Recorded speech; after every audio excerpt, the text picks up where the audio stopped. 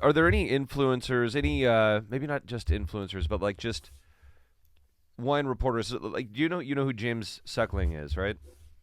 Yeah, of course, of course.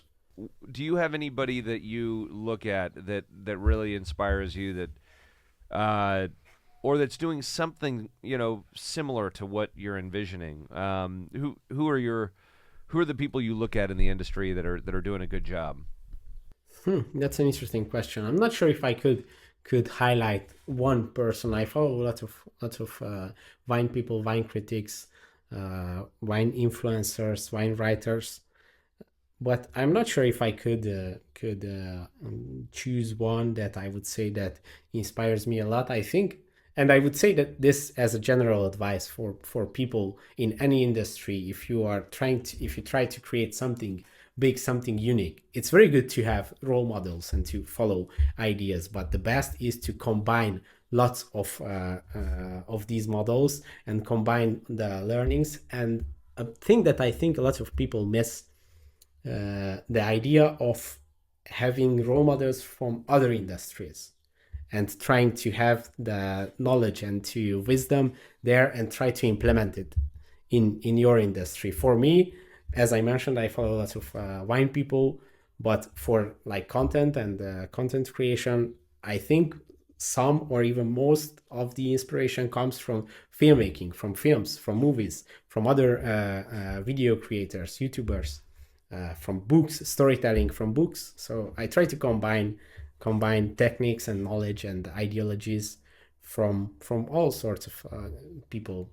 I would say my biggest inspiration, my biggest role model is my father. So, and he's not a filmmaker, or I mean, we could say that he's a filmmaker because he really likes to take pictures, and he took lots of videos of us as well while we were kids. So maybe that comes there from there as well. But yeah, All right. I like that. Yeah. And your father was a winemaker as well. yeah, yeah, Okay. Is he still working in wine? yeah. We are working together, of course. Okay, great. That's great. Yeah, You guys, multi-generational. yeah, you guys got a lot in common. We do. Yeah. Yeah, But I like the idea of taking from all these Definitely. different areas to really kind of create what it is you're envisioning, trying to perfect the craft. And I mean, I think everybody's always trying to stumble upon the new original idea. And I mean, you could argue that there are no original ideas. There's just an accumulation of how you pick from different elements and put them together to create something that's, like Steve Jobs, right? mm-hmm. What did he really create? Yeah. He- I'm not talking trash. I'm just saying, like, Or, he or it's took, like he if there's took, one people that could get to he us. took a bunch of great ideas and perfected it with Yeah. the idea of No, yeah. simplicity for the user, right? Yes. Yes. I mean, he didn't Yeah. create the technology for touchscreen, right? But Yeah. like so when you look at it through that lens, you really you get an idea as to, what is the best route to maximize what your vision is, Yeah. and that Yeah, yeah. I think oftentimes is I- really what Arpad's talking about. It's taking. You have your own ideas, but then you're also accumulating the others that you see benefit in to get to the goal. Yeah. Yeah. that's a great example. You brought up Steve Jobs.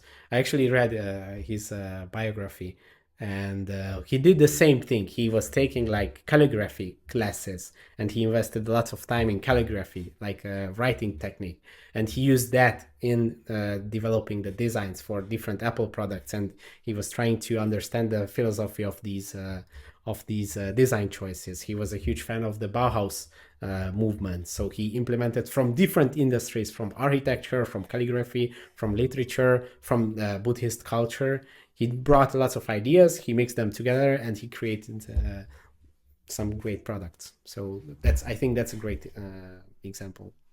Yeah. I was also thinking about like it's just this kind of thought. I think this is what you were saying. It's like this idea virus. Is that Seth Godin, or this magic mind idea of you ever have where people can have ideas and then you get like so protective of it you don't want to share it with anybody, Oh yeah. and but then like once Yeah. you can like start sharing it and we start collaborating, we can start functioning as like a big mind. And if you've ever had this thing where you've had this idea, but maybe you're like, that's a good idea, but I don't want to like share or do anything. And then you'll be watching a commercial or something, and then all of a sudden you're like, I had that idea. The opportunity has passed you by. has passed, but it's almost like this. It's all kind of floating around in the ether. So I think that's a good way to go about it. Thanks for watching this video. You can watch the full podcast episode by clicking here, or watch another interesting video by clicking here. Let's continue the discussion in the comment section, and see you in the next one.